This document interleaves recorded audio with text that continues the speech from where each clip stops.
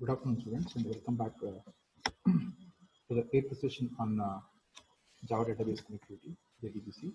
And here we'll be discussing about how the null values are handled when you are dealing with the database, and followed by a couple of quizzes and some other topics related topic for JDBC process. I'll be sharing the screen.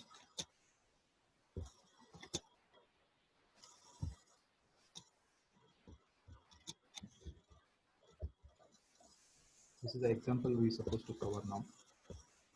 So in the last session, I was able to complete the processing of the result set object. And only theoretical part I have completed. Now we'll take an example of it. So here the things will go like this. Import the java.asql package, make connection 1. You should have a connection interfaces and statement interfaces or statement objects. Result set rs, reference variable. So make connection 1 method. For making a connection, this is what you're doing. You're writing a constructor here. So for the constructor itself, when an object of the class make connection 1 gets created, automatically the driver will get registered. So class.forName of oracle.jdbc.driver.oracle driver, try cache, all this way I'm doing it as a part of the constructor itself. So when an object of this class gets created, all these basic connections should be done. So next, driver manager.get connection of this URL, username and the password, and it gets a connection object.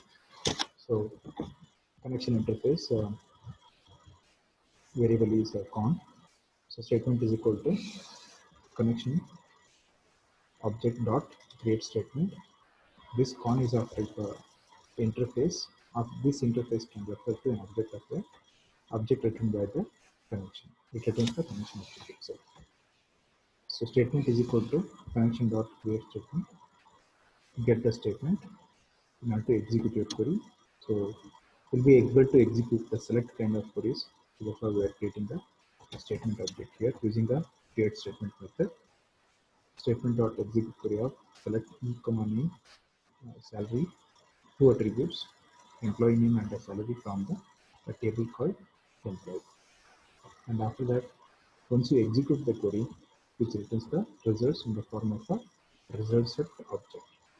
So a reference of that result set object is a RS variable, which is a variable of type interface type result set.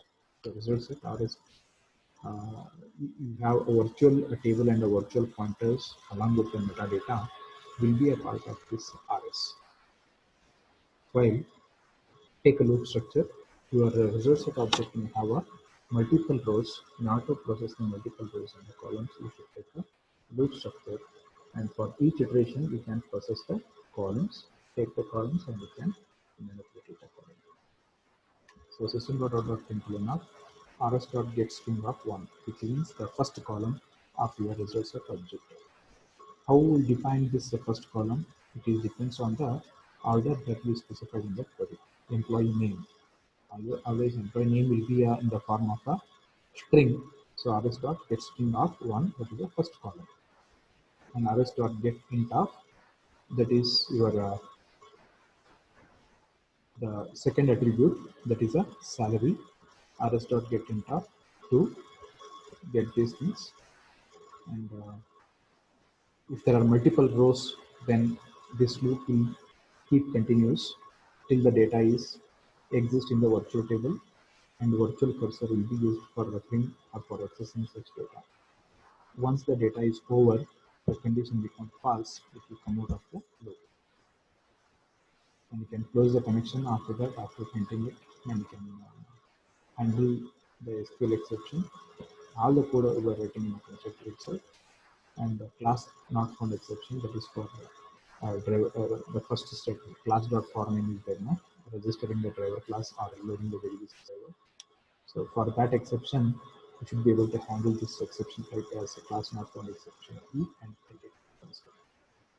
Create an object. And next, in the another class called test connection 1, here we should create a Make connection one is a class where you have written your code, and test connection one is a just a driver class where you create an object after class where all your database code is written. So once the object of this class gets created, then of course you need not to, if you want to store a reference variable, store it in a reference variable, you can do so. Otherwise, just create object without any reference value, which makes a call to the constructor, and all the code is written in the constructor itself. So task will be completed. So here it is the output of your test connection one, Java C, test connection one dot Java, Java space test connection one. So here these are the employee name and their salaries. So there are a couple of rows are there. So those many times the while loop gets executed, and once it crosses the singular and the 1300, if there is no data, it terminates the loop and it stops. Next one is a couple of questions to be discussed. Of course, the answers are given down. That's fine. It is. We kept this question only for the discussion point of view. What is the next method invoked on the results of object return? So next method returns what? Always it returns uh, state saying that whether any data is there or not in the virtual table as a part of the results of object. If data is there, then it returns true. Otherwise, it returns false. Next question, which one of the following method can be used on the connection object to create an empty statement object? So in order to create an empty statement object, you can use a create statement, C lowercase and the S caps. So you can just confirm the answer, that is a create. So all the remaining syntaxes are invalid. Next one is how do we handle the null values? So in order to handle the null values, what you should do is you should test whether after reading the year, so results.next was null is a built-in function is available in order to determine whether a column value is null or not. If it is a null value, the condition becomes true, otherwise it becomes false. If it is a null value, if you want to do something else, I mean updating the null values with some average value or some approximate value, if you want to do so, you can do so, otherwise you can ignore and you can remove that row of data in the table. Now, in the result set, there are a number of methods are there. One is with respect to getX methods, uh, get string, get a big decimal, get bytes, get date, get time, get timestamp, get ASCII string, get object, get character string, get CLOG, get VLOG, and get reference. So in order to handle the large data sets, we can make use of these library functions in order to read the data. Next one is 0 for the get quick, get short. Here, here it is a null value for these things. Will retrieve the values. The following getX methods will retrieve the values. Null if the data is not available for these kind of methods, and it returns a 0 for get byte, get short, get in, get long, get float, and get double, and returns a false for get boolean and get int of 3. Then boolean b is equal to arrest of was null. You have to initialize the value. Closing the connection. So our standard steps of procedures to be followed in database process are like this. Loading the driver class, create a connection, get the statement, execute the code and process the results, close the connection. So we're at the last stage, closing the connection. So once you close on a connection variable, con variable, whatever changes will be done with respect to the application program that you are writing, which results into closing of the result set object, closing of the statement object, and closing of the connection object. All these three things will be closed. You do not have any reference to these objects once you execute the close method over there.